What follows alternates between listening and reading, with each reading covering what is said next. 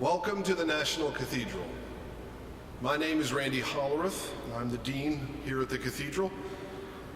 We come together this evening to do some important work that is our enduring responsibility, but also work that we do with a grateful heart. To elect to protect one's country as a member of the armed forces is a commitment and a calling unlike any other. Men and women from all walks of life come together to uphold the principles on which this country stands, to protect our citizens from harm, and in doing so remind us that the liberty we cherish comes at a steep price. Sometimes that price is life itself. And while we can never fully repay that sacrifice, we can, indeed we must, and we will remember. For those who return home, life is often not the same. Our military service members have experienced the worst of mankind's inhumanity, and experiencing that kind of evil leaves its mark. While some wear those marks visibly, nearly all bear wounds that are both invisible and indelible. Those of us who have not lived through military service cannot and will not ever fully understand the shared experience of our veterans. But what we can do is to listen. And through listening, we can learn. As we learn, so will we understand the extraordinary resilience of our servicemen and women. The words "thank you" are profoundly inadequate. So with thank you comes a commitment from the rest of us to support, to celebrate, and to pray for our veterans. Not just one day a year, but every day. Thank you, and God bless you.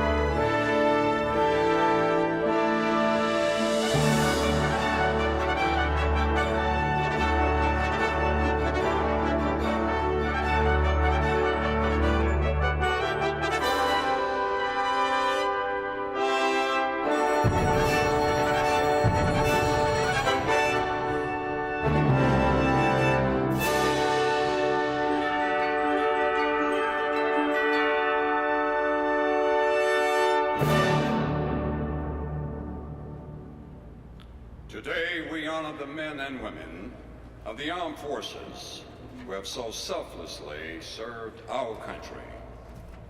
Through words, music, and images, we will celebrate the indomitable spirit of our veterans, their triumph over adversity, their endless resilience, and their love of country. Through videos, we will hear our veterans' stories in their own words and in the words of their loved ones. Thank you for joining us this evening. We seek to repay the immeasurable debt we owe to our uniformed men and women. We'd like now to ask all of the veterans in the audience to please stand as you are able so that we may recognize you.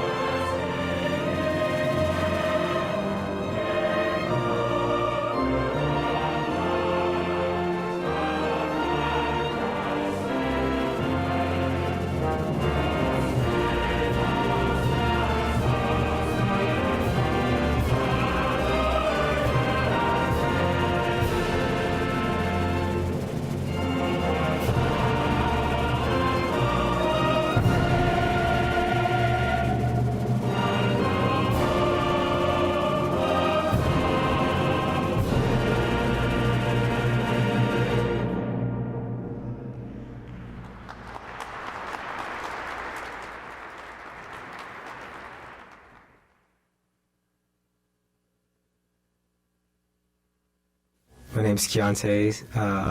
Served with the United States Marine Corps from 2007 to 2012. We were clearing out a building, and there was an IED in the doorway, and I think out of 13 people, I was the last guy that walked into the building with my junior Marine behind me, and I stepped on the IED. I awoke in the hospital where my left leg was fully wrapped, but my right leg was gone completely below the knee. I and I was at Balboa Hospital where I was stationed and where I did my rehabilitation in there.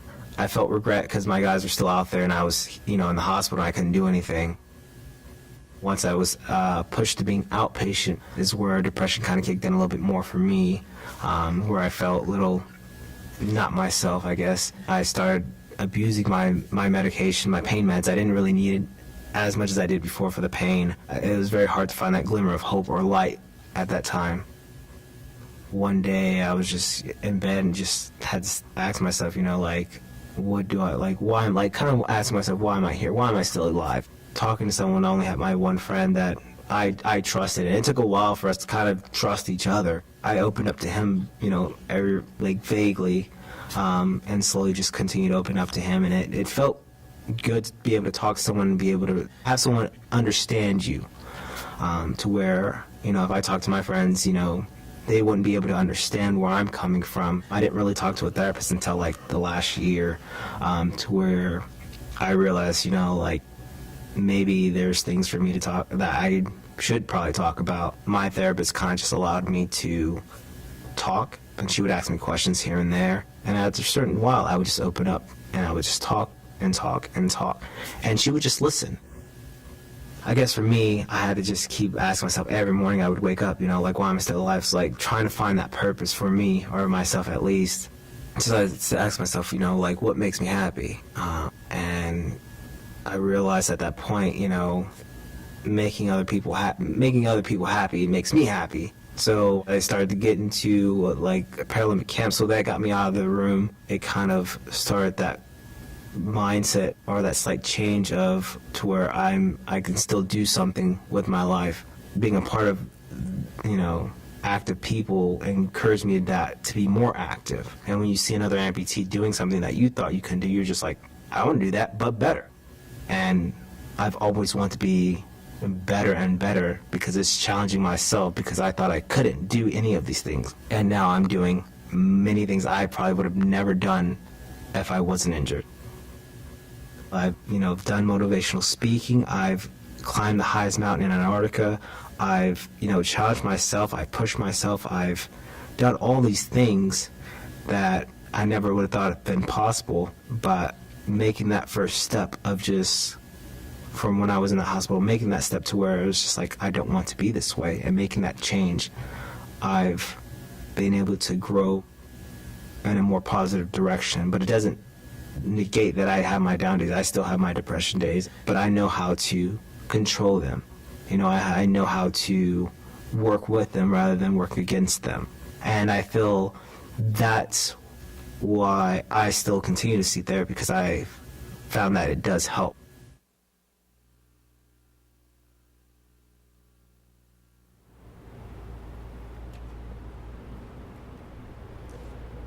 Dawn Halfacre attended the U.S. Military Academy at West Point, where she distinguished herself as a basketball player, earning 4 varsity letters. In March 2004, she was deployed to Baquba, Iraq, a city northeast of Baghdad. At first, she thrived as a first lieutenant, leading her platoon in security missions, training policemen, and befriending the local Iraqis. 3 months in, however, her tour came to an abrupt end. I was in a medically induced coma for the next 2 weeks and was awoken by nurses to find myself at Walter Reed, with tears streaming down from my father's face onto mine.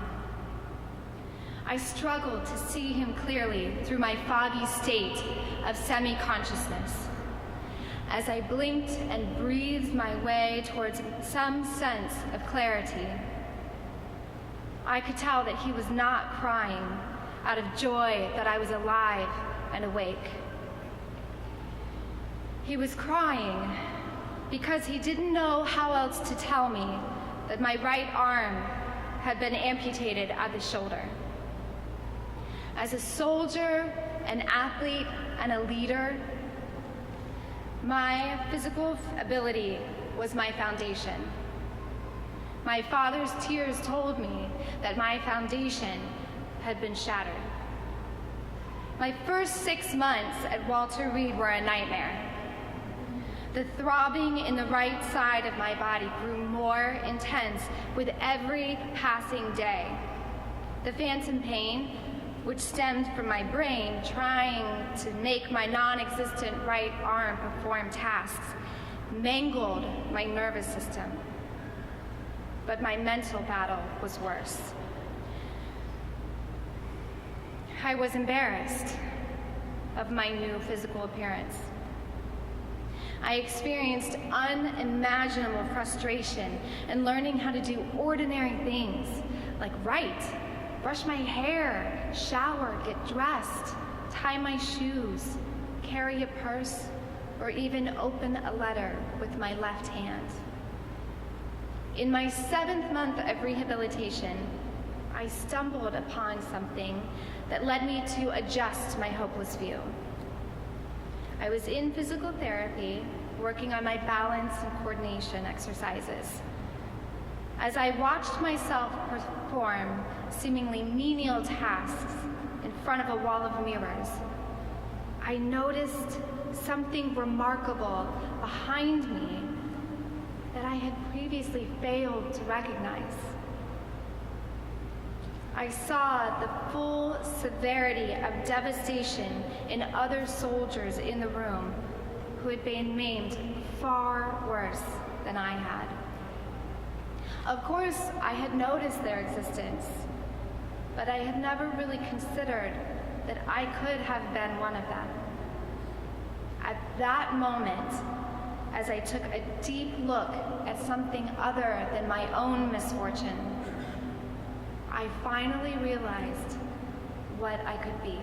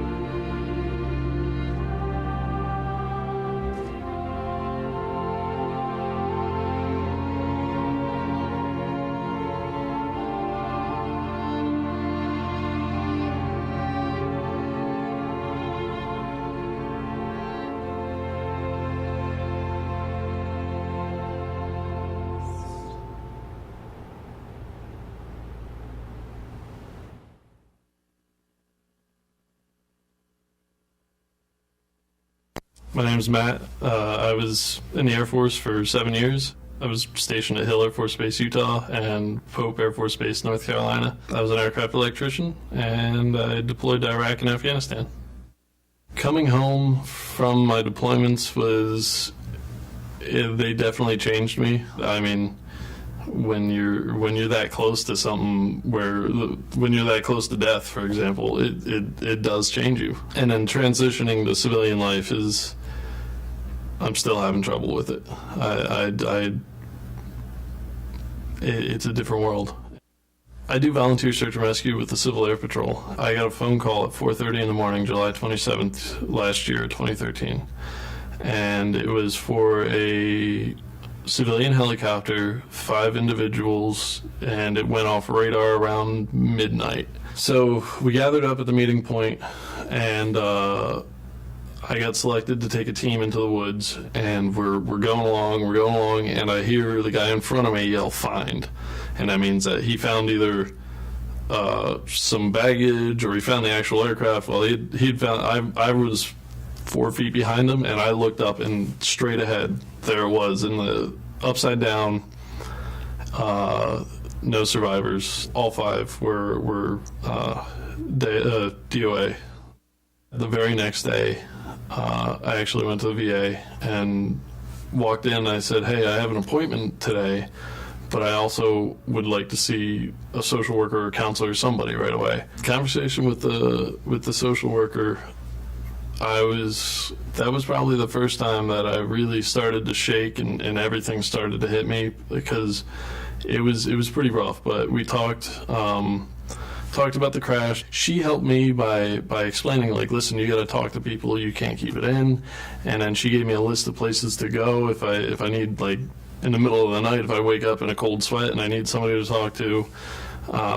And she checked up on me every time that I've gone back. She brought up that I have a temporary non-combat PTSD. Everyone thinks that PTSD is all combat related. If you say, "Oh yeah, I have a mild case of PTSD," they're like, "Oh, how many times were you blown up?"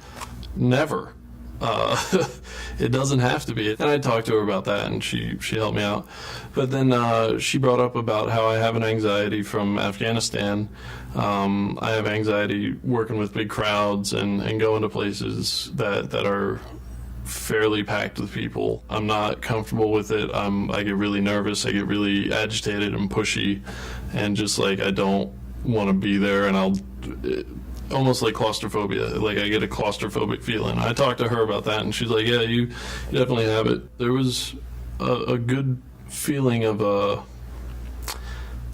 not really a relief, but just hey, there is something it's not in my head. Something is going on, and somebody else that has a degree or has some type of knowledge about it knows and sees it, and I can talk to about it, and they can try and figure out and give me some help. I did it while I was in the military when people were like, "They're gonna write you up and you're never gonna go anywhere and they'll kick you out because of it." I went to them then, and then I got out, and because of my experience there, I went to them again. And it's been nothing but helpful. Like they help.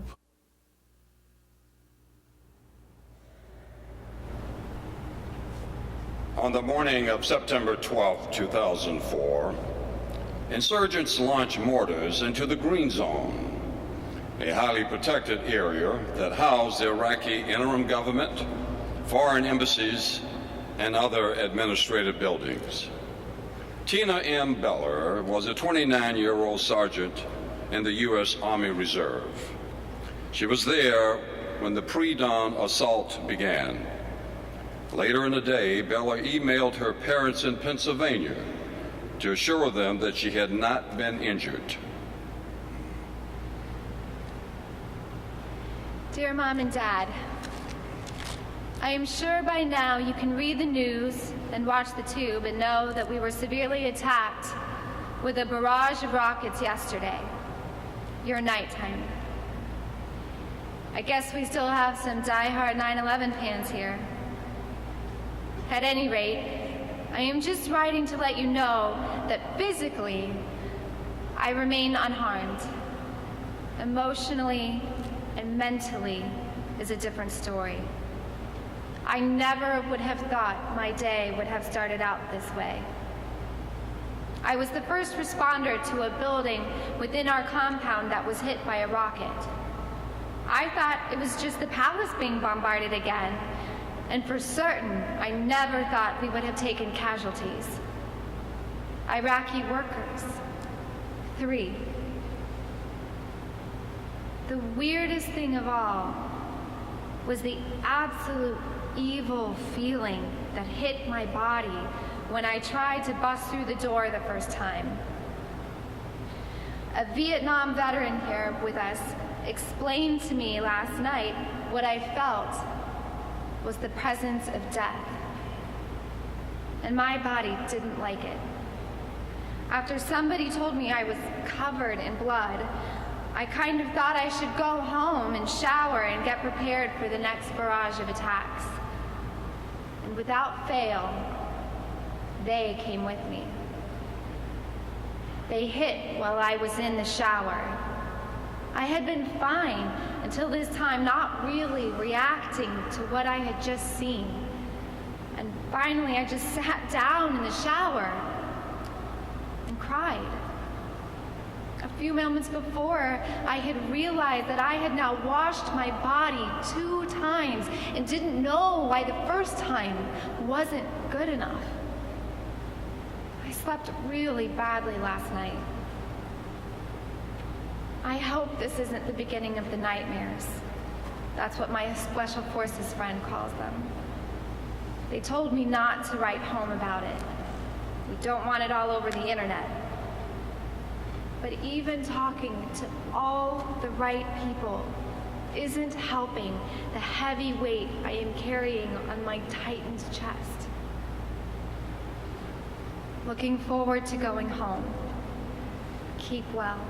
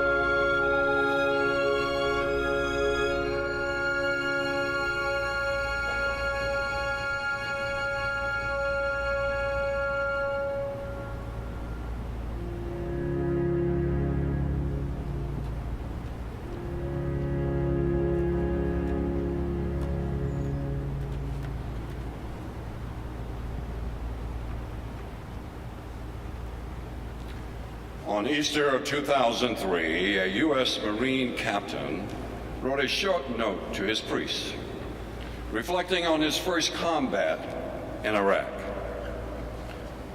Although he was heartened by the welcome that he and his fellow Marines received from the civilians, he was haunted by the retaliatory measures the Marines had to take against Iraqi forces, who hid themselves behind innocent men, women, and children. Father Bob, with religious banners flying, truckload after truckload of cheering Iraqis pass our position.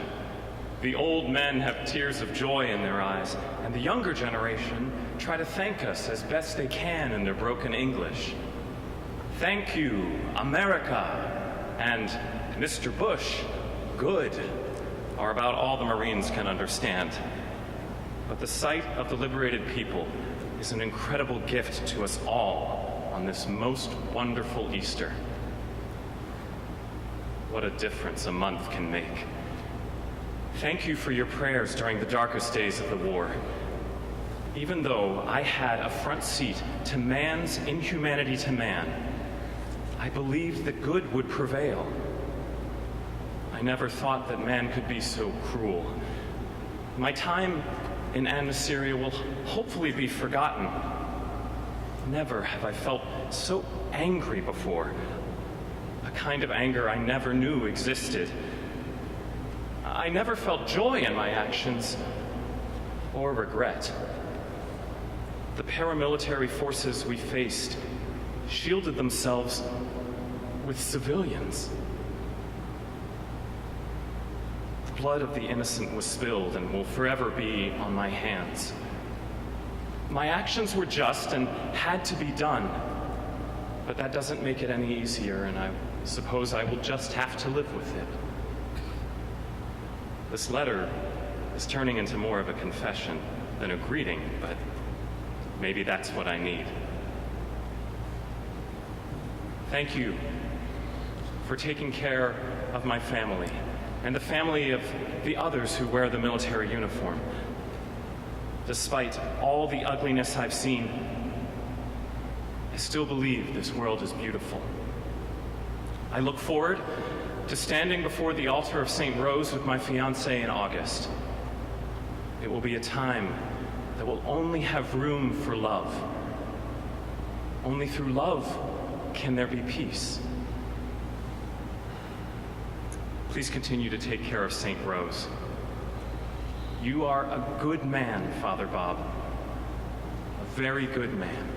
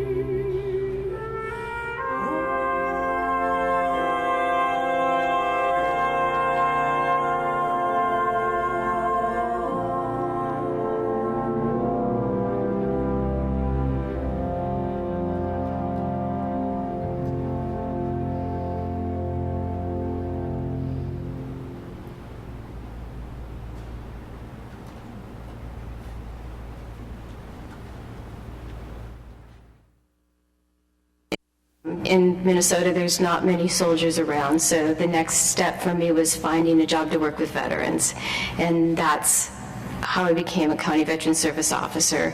The previous County Veteran Service Officer had helped with my son's death, helped bring his body back and those types of issues. So when I took the job, it was cathartic for me to actually work again with the same people that I had such a heart for.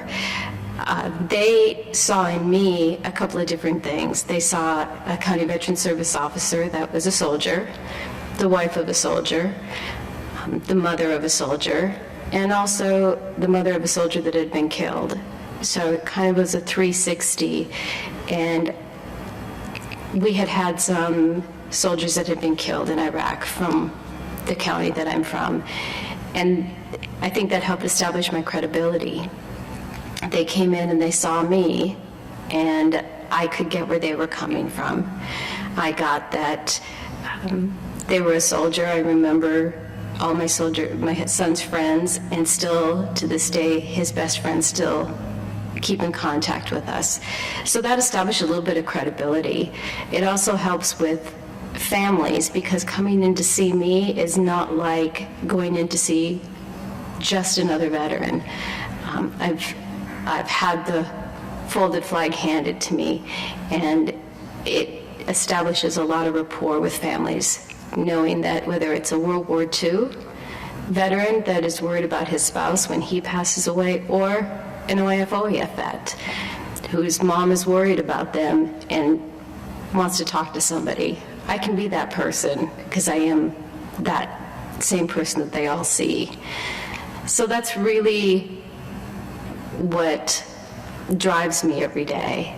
I think I have the best job in the world because I get to work with heroes every day. They walk through my door. It's the only thing that walks through my door is a hero, whether it be the soldier, the veteran, or their family. I think that they're all heroes, and it's great. In May of 2015, more than 40 years after being shot by enemy fighters north of Saigon, near the demilitarized zone in 1969, Vietnam veteran Gary Vickers delivered a personal letter to his fallen comrades at the Memorial Wall in Washington, D.C. I leave this letter for all to see, so they will know what these names and reflections mean to me. I come to this solemn place with a heavy heart and deep respect to see how we honor those we have lost that served to protect our country, which called us to do a tough and dirty job in a country far away. Oh my God, what a price we paid. That cost still goes on today for so many. When I came back to the world, I was met with gladness, joy, and thankfulness that my wound was not that bad. But that is not what happened to many more. The country has changed, and we need to get that behind us. But for some, the memory of that treatment will forever last.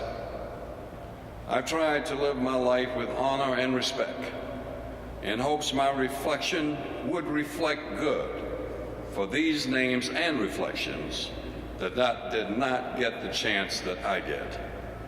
To have a family, get a job, compete in this old world.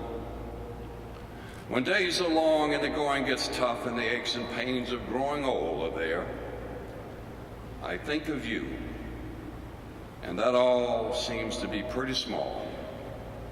I'll never forget where I've been on my trip to the wall, as I will never forget those who gave their all. All those names and reflections have a face. My God, please bless them and keep you. Please stand as you are able for a moment of silence.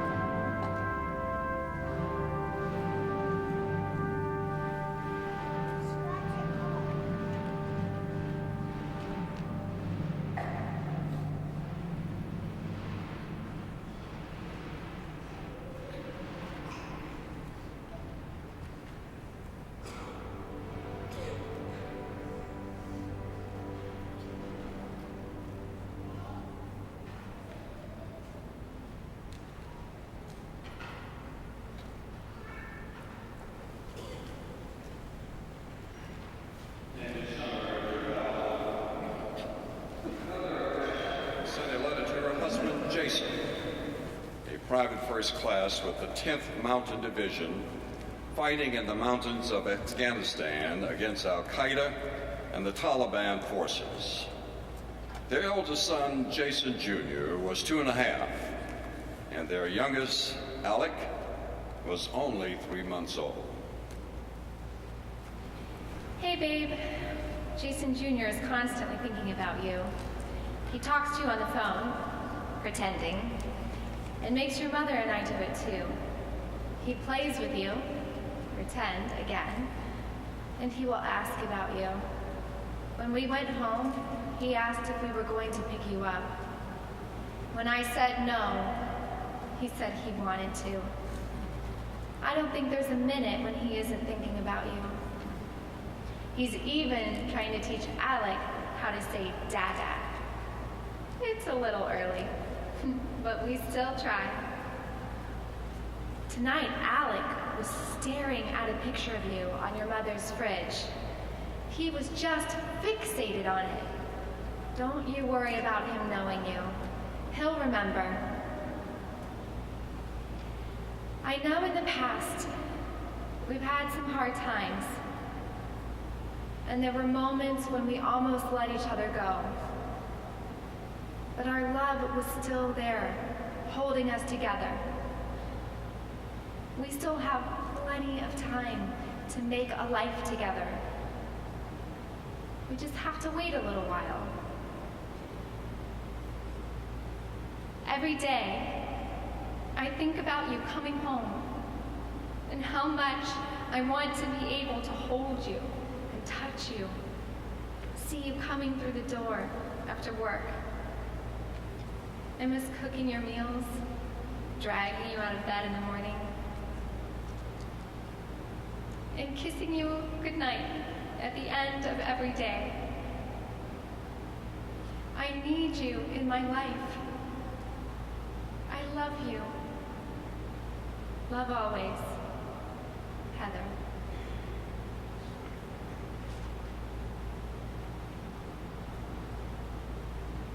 While 36-year-old Major Tom O'Sullivan was in Bosnia, he frequently wrote to his wife Pam and their 2 children, Tara and Connor. On September 16, 1996, the day Connor turned 7, O'Sullivan sent a birthday gift he'd hoped would have a special meaning to his son. Dear Connor, I am very sorry that I could not be home for your 7th birthday, but I will soon be finished with my time here in Bosnia and will return to be with you. You know how much I love you, and that's what matters the most. I think that all I will think about on your birthday is how proud I am to be your dad, and what a great kid you are. There aren't any stores here in Bosnia, so I couldn't buy you any toys or souvenirs for your birthday. What I am sending you is something very special. It is a flag. This flag represents America and makes me proud each time I see it.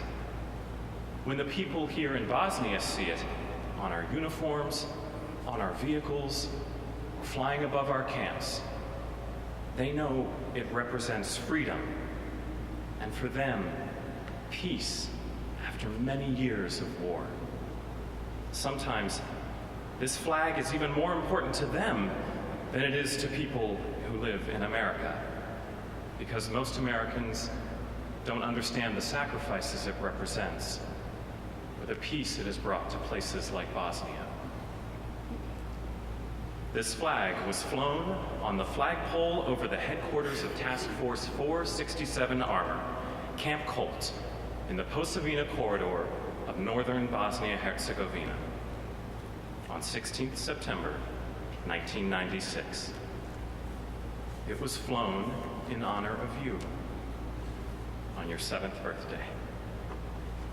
Keep it and honor it always.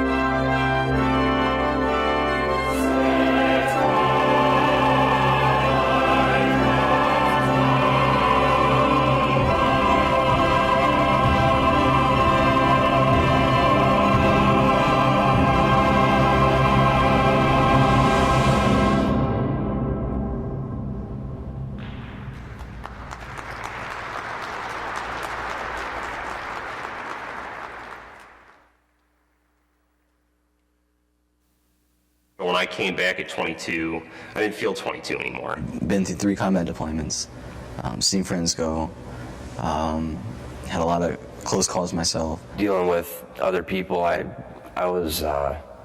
got frustrated easily.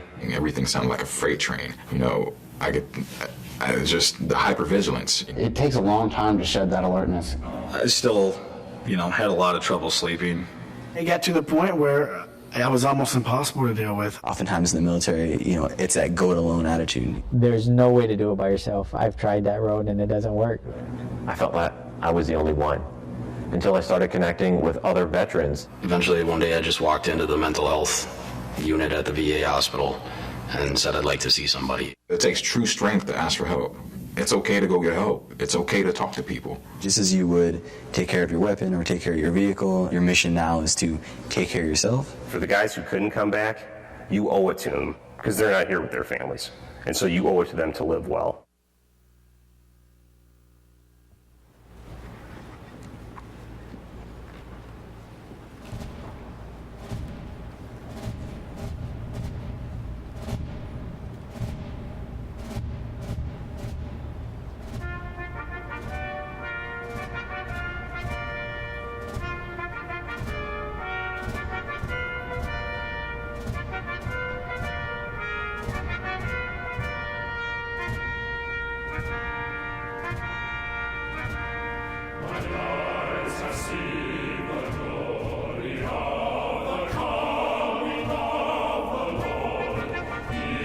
Stars.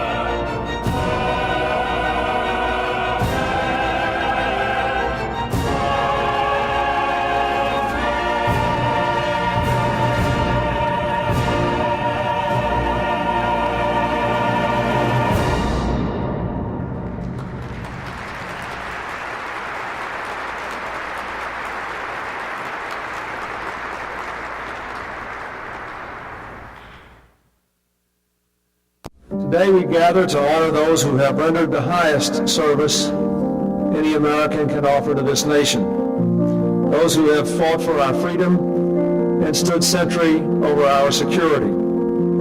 Today we join as one people to appreciate a debt we can never fully repay. Every American who ever put on this nation's uniform in war or peace has assumed risks and made sacrifices on our common behalf. You've shed your blood, you've poured your love, and you've bared your soul in defense of our country, our people, and our great American flag. Your loyalty to our nation is measured, not merely in words, but in deeds. You raced through gunfire, stared down enemy forces, and ran past the gates of hell to fight and to win for America, and you won for America. That memorial will honor your courage in a war, but it will also pay tribute to your bravery in the other battle you have fought, to fight to recover from the wounds of war. And this may be your greatest triumph of all, because rather than being defined by what you lost, by what you can't do, you've inspired America with what you can do. I have confidence in our country because I know the character of the men and women who protect it. So to all our veterans, Laura and I offer our heartfelt thanks. May God bless you, and may God continue to bless this great land.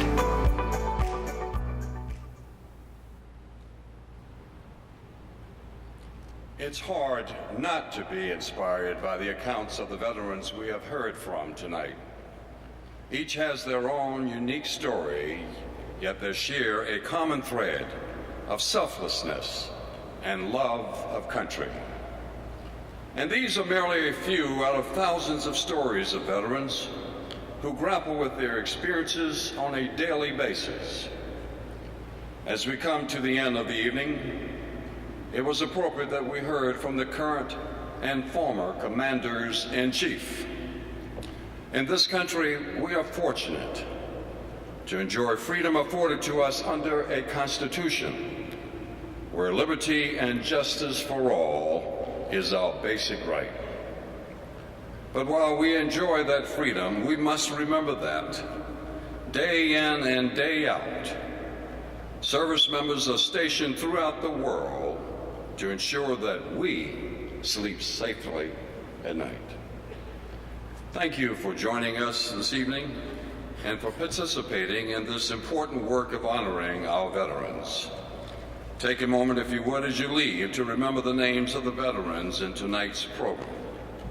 For each of these names are thousands more whose stories you will not know, but to whom we owe support and profound thanks. Good night, be safe, and may God bless us all.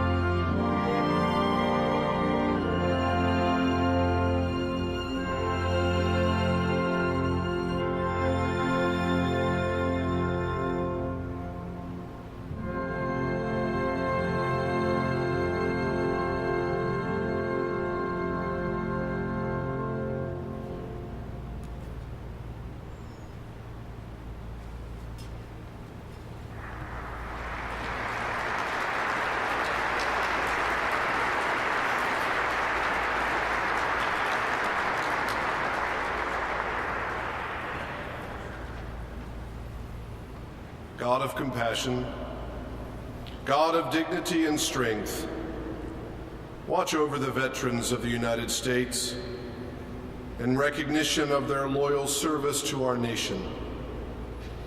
Bless them with wholeness and love. Shelter them. Heal their wounds. Comfort their hearts. Grant them peace. God of justice and truth, Rock of our lives, bless our veterans, these men and women of courage and valor, with a deep and abiding understanding of our profound gratitude. Protect them and their families from loneliness and want. Grant them lives of joy and bounty. May their dedication and honor be remembered as a blessing from generation to generation. Blessed are you, our protector and our redeemer, our shield and our stronghold. Please stand.